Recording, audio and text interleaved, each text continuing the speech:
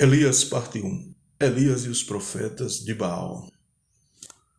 O culto à fertilidade foi a máscara religiosa mais usada no Reino do Norte. O reinado de Acabe foi um período de maior escuridão e declínio espiritual em Israel. O próprio Deus atestou isto. Acabe buscou uma aliança externa. Assim, casou com a filha do rei dos Sidônios. É percebível que Acabe aperfeiçoou o sistema de Jeroboão, filho de Nebate. Buscar conselhos ou consultar a vontade de Deus não tinha importância para Acabe. O texto sagrado ele é enfático. Acabe fez pior. Ele irritou a Deus mais do que os seus antecessores. Um grande fato que poderia ser entendido como uma advertência divina aconteceu no reinado de Acabe. A cidade de Jericó, que havia sido amaldiçoada por Josué, foi reconstruída. E toda a maldição proferida pelo servo de Deus se cumpriu na íntegra. Aquele acontecimento jamais deveria passar despercebido, mas passou. O grande aviso de Deus foi completamente ignorado. O tempo foi passando, tudo parecia estar dando certo no Reino do Norte. Tudo estava acontecendo conforme a sabedoria do rei Acabe e da sua esposa, a rainha Jezabel. É possível tudo dar certo sem a bênção de Deus?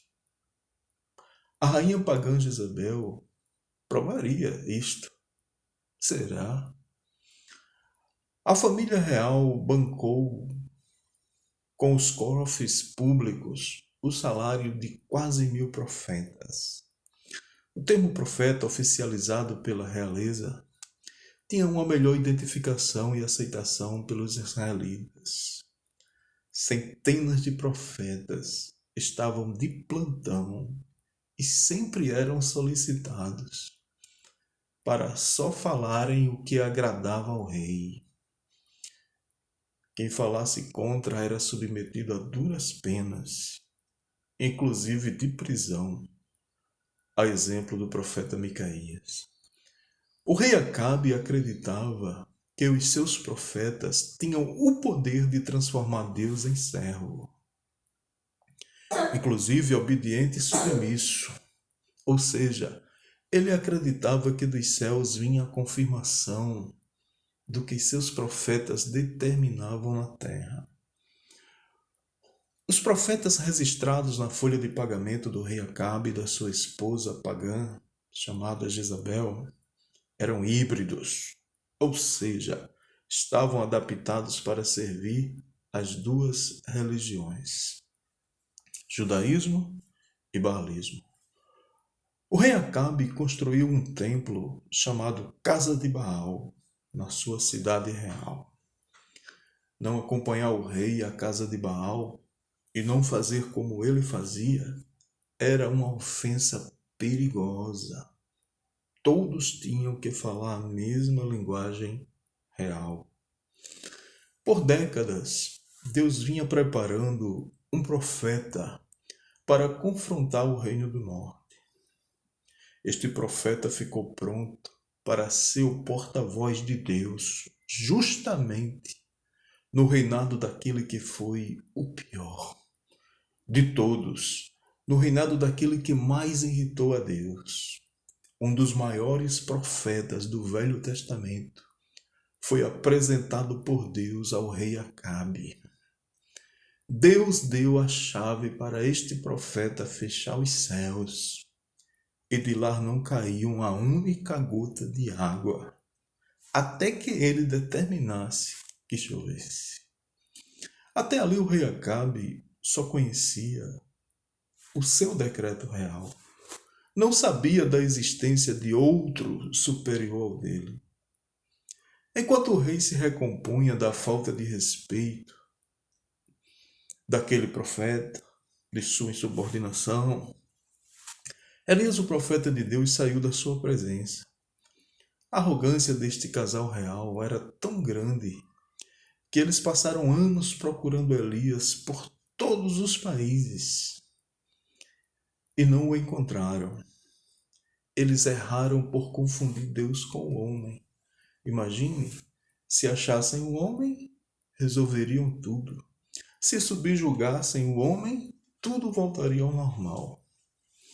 A lógica do rei Acabe era que a oposição a ele se chamava Elias e não Deus. Este rei acreditava que tratar com as pessoas era mais difícil. Ele imaginava que com Deus tudo já estava resolvido, pois para ele Deus entende e aceita tudo. Que Deus é maleável, Deus não pune, Deus não está interessado na qualidade nem na obediência de ninguém. Mas Acabe estava enganado. E foi Deus que guardou Elias e cuidou dele. O braço de Deus ainda sustenta a profeta fiel.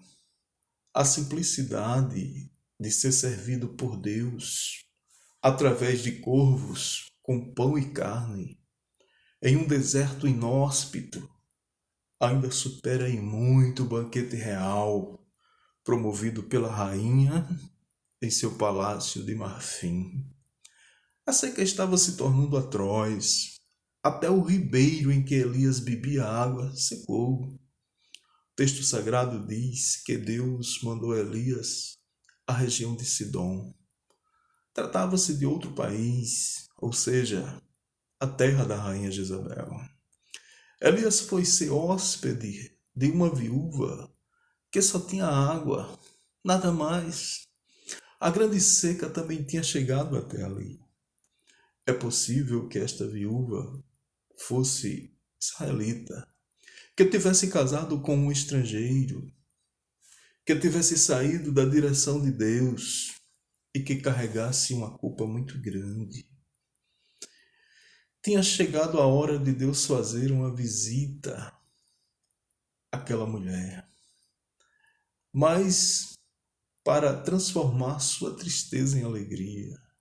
Inclusive, o pão que faltava em todas as mesas, daquele momento em diante passaria a sobrar na sua. Os trigais não produziam, mas a farinha na panela não acabaria, até que Deus mandasse chuva sobre a terra. Tempos depois, a viúva foi surpreendida com a morte de seu único filho. Como era possível a vida lhe visitar e a morte se fazer presente, trazendo mais um luto? A pobre viúva já temia uma tragédia. Já imaginava que pudesse acontecer, pois ela sabia da rigidez em Deus cobrar pelas faltas não resolvidas.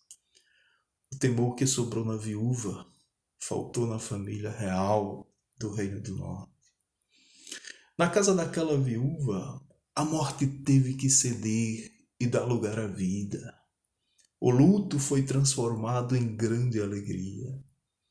Ela havia alcançado a bênção e a bondade de Deus na sua plenitude. Seu filho voltou a viver através da oração de Elias, para que sua vitória fosse completa. Bem como podemos perceber que a fé e a confiança de Elias acabava de ser testada e robustecida. Pode ser que na nossa jornada algo dê errado e que só Deus consiga restaurar. E isto acontece para sabermos que Ele está de fato conosco, entre outras coisas. Mas no reino do norte de Israel, Deus semeou a morte, o juízo divino estava revelando seu implacável poder. A grande seca já ultrapassava os 3 anos em Israel. Baal era tido como Deus da chuva, mas até ali nada havia feito para mudar aquele quadro desolador, pois a fome imperava em todas as suas aterrorizantes consequências. pobreza, miséria, destruição, né? Morte dos rebanhos. Literalmente, Deus provou que ídolos não são nada. Deus provou que a personificação das leis da natureza, rotuladas como divindade, não funcionam. Deus puxou a real vestimenta de Baal e expôs a ilusão, a fantasia, a utopia em que o povo acreditava. Deus deu todas as razões para o povo não acreditar mais em Baal. Todavia, Deus sabe que corações apaixonados por mentiras resistem à fome, à miséria e muitas vezes até à morte. Como é difícil se desprender dos ídolos. A estação chuvosa não chegou por mais de 3 anos. O falso deus Baal não ressuscitou. Não duvido que seus profetas tenham inventado todo tipo de mentiras para eximir Baal da responsabilidade. Deus mandou o profeta Elias se apresentar ao rei Acabe. A visão do rei em nada tinha evoluído, pois ele pensava que a culpa ainda era de Elias, que toda a fome e a falta de chuva era culpa de Elias. Acredito que a ideia do rei era castigar Elias e o problema estaria resolvido. O rei nunca entendeu que o problema era ele. Inclusive, com a sua maneira de se comportar e agir, pois a sua campanha sempre foi favorecer o politeísmo, o sincretismo e o ecumenismo. Diante das crises, não é incomum responsabilizar até o inimputável. Elias ordenou ao rei Acabe que juntasse os profetas de Baal para um confronto com ele. O rei Acabe aceitou prontamente. Afinal, a sua posição era muito confortável. Ele seria apenas o principal membro da plateia. Além do mais, Elias era o exército de um homem só. Portanto, o exército dos profetas que comiam na mesa de Jezabel daria uma grande surra em Elias. Aquilo parecia perfeito para Acabe. Imagine, subestimar a capacidade de quase 1000 profetas. Para Acabe era mais fácil aceitar os 3 anos de seca do que sair daquele confronto alguma coisa que favorecesse Elias. Acabe se alimentava de fantasia, de ilusão, de ficção, de engano. A maior prova disto foi sua incapacidade de entender a razão dos mais de 3 anos de seca. Ou seja, mais de 3 anos sem cair um único pingo de chuva, determinado por Elias. Acabe ainda se mantinha no pedestal do orgulho, da arrogância ou da jactância. O Deus que fechou os céus para não chover, o Deus que prorrogou a estação do verão por 42 meses, não encontrou espaço para submissão, humilhação e conversão no coração do rei Acabe. O rei entrou na segunda fase do confronto com Elias, que era o porta-voz de Deus na terra, certo da vitória, quando na realidade um mal ainda muito maior o aguardava. Se a queda de braço for de fato com Deus, quem será o vencedor? O que bastaria ao rei Acabe? O que bastará ao mundo? O profeta Elias ditou as regras do confronto. Elias deu a primeira oportunidade aos profetas de Baal. Bastava que eles invocassem Baal e que Baal respondesse com fogo. para queimar o holocausto, ou seja, o sacrifício que estava em cima do altar. Falsos deuses nunca realizam milagres. As pessoas normalmente pegam caronas em acontecimentos óbvios, também em personificar as leis da natureza, ou mesmo em fatos facilmente previsíveis. E elas atribuem estes resultados aos seus deuses. Os profetas de Baal eram verdadeiros príncipes no reinado de Acabe. Eles comiam na mesa da rainha Jezabel. Imagine o tamanho do privilégio. Imagine as honrarias reais, o quanto ganhavam e onde moravam. Qual o prejuízo em fazer parte deste sistema? Mas falsos adoradores não querem confrontos de fé. Falsos adoradores não querem provar o que defendem por meio de milagres sobrenaturais. Para eles, é bem mais fácil fazer isto pelo poder de polícia do Estado. Para os falsos adoradores ou os falsos profetas, é bem mais fácil vencer os seus oponentes pelo confronto das armas, de preferência as armas do Estado. Os profetas de Baal entraram naquela onda de confrontar Elias pela arrogância do rei Acabe. Os profetas de Baal sabiam que dali não sairia nada de sobrenatural para beneficiá-los. Afinal, nunca saiu, pelo menos do céu. O máximo que todos eles esperavam era a desmoralização pública. Mas tinham uma esperança. Era que Elias também não conseguisse nada, e assim pelo menos ficariam empatados no campo da ausência de milagres e de resposta divina. Os profetas de Baal deram o expediente mais exaustivos de suas vidas. Passaram toda a manhã pedindo a Baal que mandasse fogo para consumir o holocausto. Nada aconteceu. Uma grande multidão de curiosos estava em volta, vendo tudo sem piscar.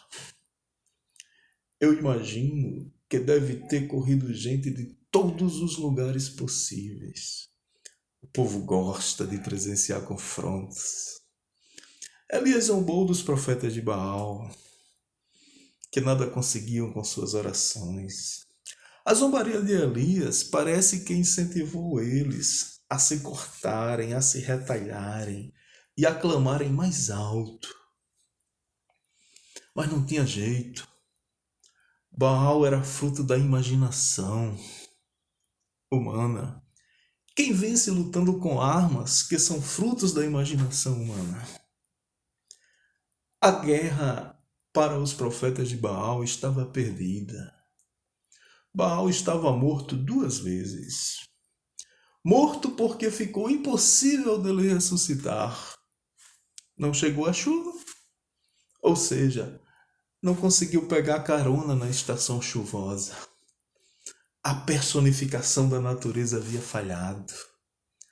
Baal também estava morto porque não respondeu às orações dos seus profetas. Mas Baal morreria no lugar mais difícil de morrer? Baal morreria no coração dos seus seguidores? Quando a mentira encontra lugar fértil na mente humana, seu desalojamento dificilmente se dá com o fracasso daquilo que a pessoa acredita. Paixão cega é assim. Por mais que Deus revele a verdade, as pessoas ainda preferem as mentiras. Por fim, chegou a vez do profeta Elias fazer a sua oração. Elias pediu visibilidade ao povo. Isto por si revela seu desejo de que todos acompanhassem de perto o que iria acontecer. Elias consertou o altar de Deus que estava quebrado. Isto era um grande sinal de abandono nacional em relação à verdadeira adoração a Deus. Isto também revelou o retorno às origens. Elias arrumou o altar sozinho. Não queria mãos contaminadas ajudando a fazer algo tão sagrado. Após 42 meses sem chuva, a água era muitíssima preciosa. Elias pediu água em abundância naquele momento e foi prontamente atendido. O povo gosta de confronto, de presenciar grandes acontecimentos, inclusive grandes vergonhas e constrangimentos. Muitos até pagam caro para ver e promover isto. Por 3 vezes Elias mandou que a água fosse derramada sobre o altar que ele havia construído. Assim o povo fez. O texto sagrado revela que o altar ficou completamente encharcado. Era humanamente impossível que o fogo provocado pela ação humana queimasse aquele holocausto. O excesso de água se acumulou em volta do altar e encheu um rego, diz o texto sagrado. Chegou a vez de Elias orar publicamente, ou seja, perante todos ali reunidos à sua volta.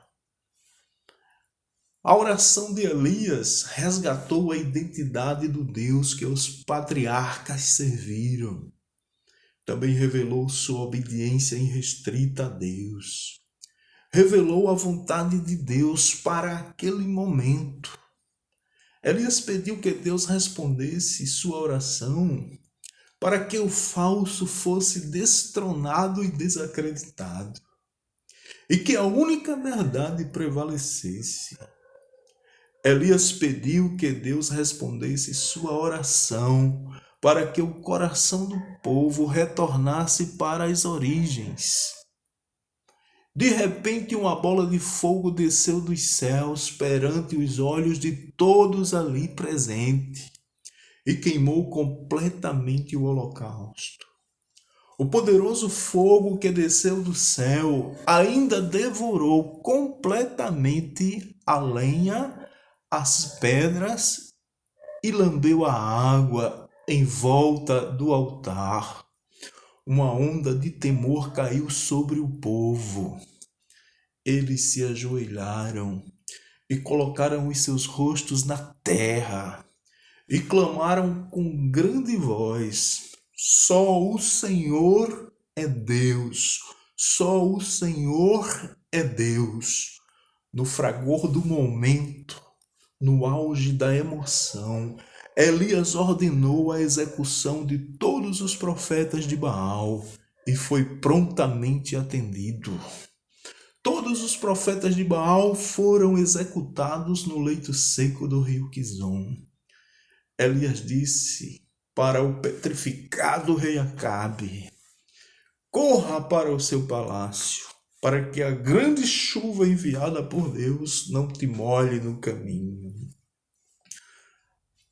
A testemunha mais importante ali presente precisava divulgar a notícia do fato ocular. Teria o rei Acabe se convertido? Seria ele, a partir daquele momento, uma nova criatura? Infelizmente não. É impressionante a colossal indiferença do rei Acabe. Depois de presenciar tão grandes milagres, comeu e bebeu como se nada tivesse acontecido. Haja incredulidade. O leito seco do rio Quizon se transformou numa vala coletiva a céu aberto, de cadáveres dos profetas de Baal. A grande chuva que viria levaria os seus corpos até o mar Mediterrâneo. Enciclopédia de Champlin, volume 5, página 535. Considerando a poligamia da época, Os profetas de Baal deixaram milhares de viúvas e dezenas de milhares de órfãos, que nem seus pais puderam velar e sepultar. O exército de um único homem havia vencido. No próximo texto falaremos da continuidade deste assunto, o que aconteceu ao rei Acabe, à rainha Jezabel, ao povo e a Elias. Que Deus abençoe a todos, em nome de Jesus.